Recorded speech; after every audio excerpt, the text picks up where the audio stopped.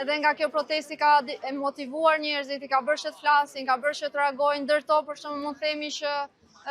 banorët kanë hequr gardin në Rjo, kanë rrëzuar gardin në Kakome, kanë rrëzuar gardin në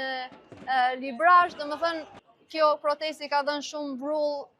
shpresë, edhe duke qenë se është një protestë shumë e vetë organizuar, që nuk është drejtohet nga parti, nuk drejtohet nga organizata, janë vetë protestuesit e cilat e mirëmbajnë atë në grupe dhe në pozicione të ndryshme, do thoja që secili i jep atë kontributin e vetë, por prap ka krijuar një lloj besimi shumë fort të shqiptarëve.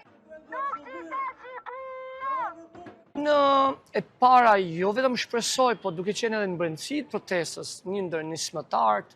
e shoh si diçka që duhet të arrit fitoria se s'bën, sepse Shqipëria po përballet me një korrupsion galopant, me shitjen e tokës së shqiptarëve, me shitjen e plazheve, me shitjen e luginave, lumejve, edhe duke pa nivelin e lartë korrupsionit për gjatë 13 viteve, por edhe abuzimin e krejt sistemit 35 vjeçar, kjo nuk është vetëm një shpresë, po kjo është diçka se s'bën, duhet arrit fitoria.